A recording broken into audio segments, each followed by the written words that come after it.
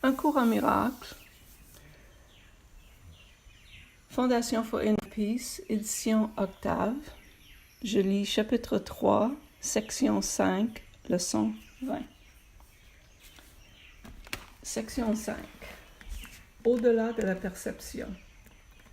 J'ai dit que les aptitudes que tu possèdes ne sont que des ombres de ta force réelle et que la perception, donc la nature est de juger, n'a été introduite qu'après la séparation.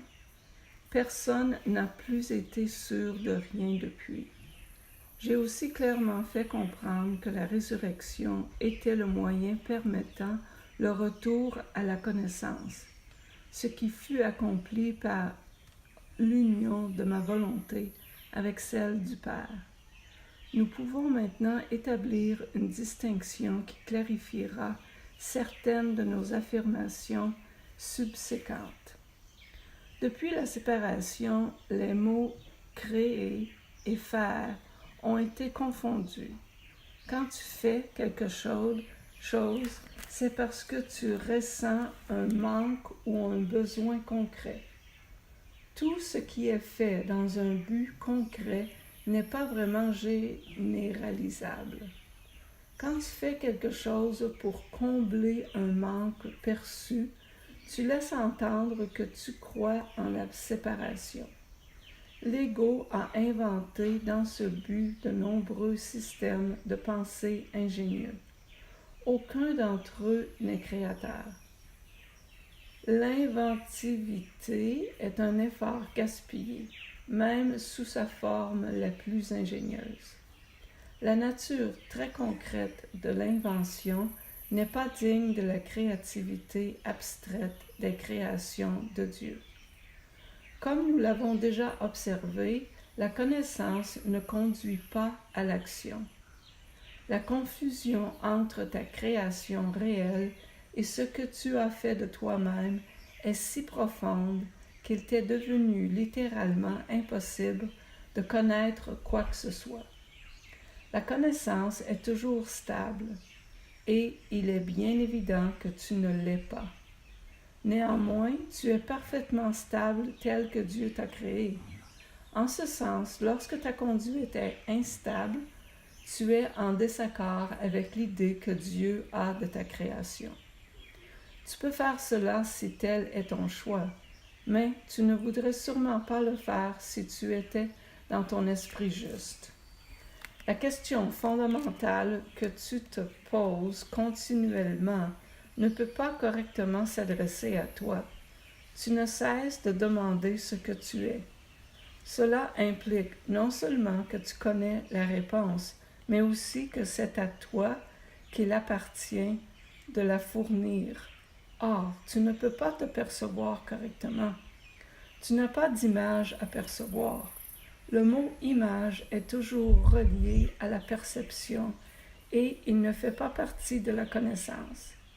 Les images sont symboliques. Elles représentent quelque chose d'autre.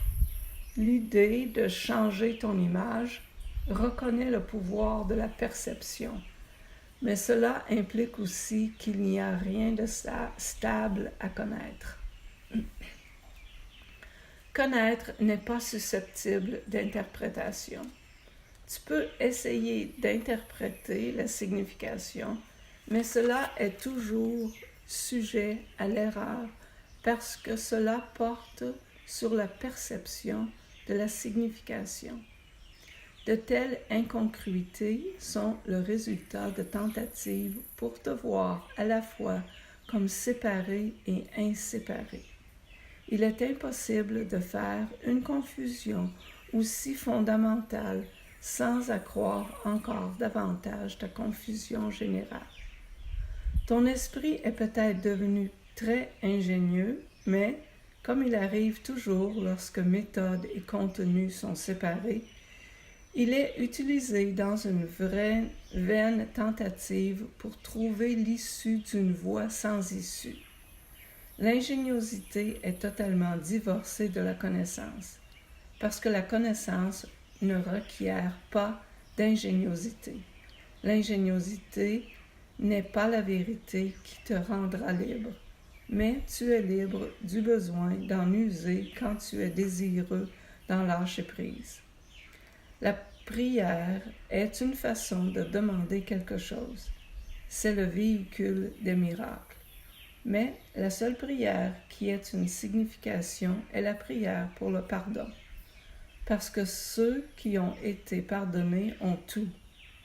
Une fois le pardon accepté, la prière au sens habituel n'a plus aucune signification. La prière pour le pardon, ce n'est rien de plus qu'une requête pour être à même de reconnaître ce que tu as déjà.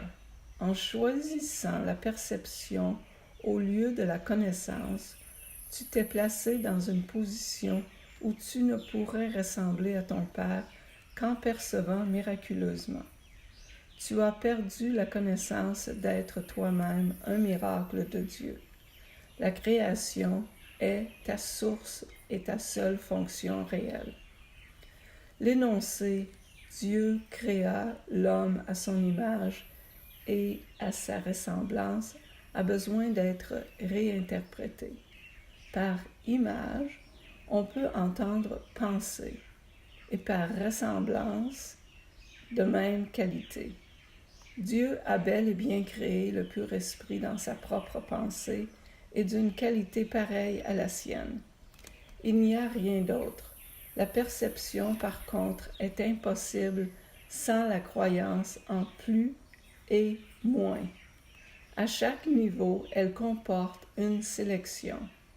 La perception est un processus continuel d'acceptation et de rejet, d'organisation et de réorganisation, de passage et de changement. L'évaluation est une partie essentielle de la perception parce que les jugements sont nécessaires pour sélectionner. Qu'advient-il des perceptions s'il n'y a pas de jugement et rien que parfaite égalité? La perception devient impossible. La vérité peut seulement être connue. Tout en elle est également vrai, et connaître n'importe quelle de ses parties est la connaître tout entière. Seule la perception comporte une conscience partielle. La connaissance transcende les lois qui gouvernent la perception, parce qu'une connaissance partielle est impossible. Elle est une et entière et n'a pas de parties séparées. Toi qui réellement ne fais qu'une avec elle, tu as seulement besoin de te connaître toi-même pour que ta connaissance soit complète. Connaître le miracle de Dieu, c'est connaître Dieu. Le pardon est la guérison de la perception de séparation. Une perception correcte de ton frère est nécessaire parce que les esprits ont choisi de se voir eux-mêmes séparés. Le pur esprit connaît Dieu complètement. Tel est son pouvoir miraculeux. Le fait que chacun possède ce pouvoir complètement est une condition tout à fait étrangère à la pensée du monde. Le monde croit que si quiconque a tout, il ne reste plus rien. Mais les miracles de Dieu sont aussi totaux que ses pensées, parce qu'ils sont ses pensées. Aussi longtemps que dure la perception, la prière aura une place. Puisque la perception repose sur le manque, ceux qui perçoivent n'ont pas totalement accepté l'expiation et ne se sont pas totalement donnés à la vérité. La perception est basée sur un état séparé, de sorte que quiconque perçoit a besoin de guérison. C'est la communion, et non la prière, qui est l'état naturel de ceux qui connaissent Dieu, et son miracle sont inséparables. Quelles sont belles, en effet, les pensées de Dieu qui vivent dans sa lumière. Ta valeur est au-delà de la perception, parce qu'elle est au-delà du doute. Ne te perçois pas sous des lumières différentes. Connais-toi dans la seule lumière où le miracle qui est toi est parfaitement clair. Et maintenant, leçon 20. Je suis déterminée à voir. Jusqu'à présent, nous avons été assez désinvoltes en ce qui a trait aux périodes d'exercice. Nous n'avons fait pratiquement aucune tentative pour dicter le moment de les entreprendre. Un effort minimal était requis et n'était demandé ni même de coopération active ni d'intérêt. Cette approche était intentionnelle et elle a été planifiée très soigneusement. Nous n'avons pas perdu de vue l'importance cruciale du renversement de ta pensée. Le salut du monde en dépend. Or, tu ne verras pas si tu te considères contraint et si tu cèdes au ressentiment et à l'opposition. Ceci est notre première tentative pour introduire une structure. Ne le prends pas pour un effort destiné à exercer de la force ou de la pression. Tu veux le salut. Tu veux être heureux. Tu veux la paix.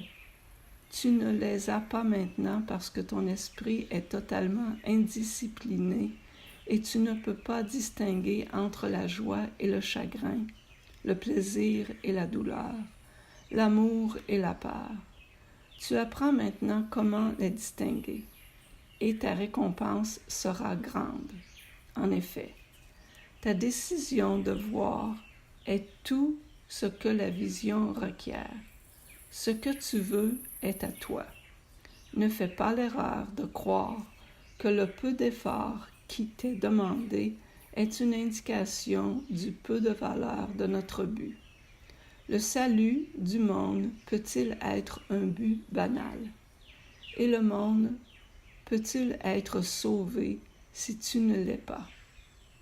Dieu n'a qu'un Fils, et il est la résurrection et la vie.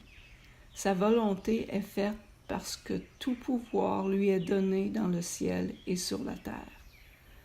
Dans ta détermination à voir, la vision t'est donnée. Les exercices d'aujourd'hui consistent à te rappeler tout le long de la journée que tu veux voir. L'idée d'aujourd'hui implique aussi tacitement la reconnaissance du fait que tu ne vois pas maintenant. Par conséquent, en répétant l'idée, tu affirmes que tu es déterminé à changer ton état présent pour un état meilleur que tu veux réellement. Répète l'idée d'aujourd'hui lentement et positivement, au moins 2 fois par heure aujourd'hui, en essayant de le faire toutes les demi-heures. Ne t'inquiète pas si tu oublies de le faire, mais efforce-toi réellement de t'en souvenir. Les répétitions supplémentaires devraient s'appliquer à toute situation, personne ou événement qui te contrarie. Tu peux les voir différemment si tu le feras. Et tu le feras. Ce que tu désires, tu le verras. Telle est la réelle loi de cause et effet comme elle opère dans le monde. Merci.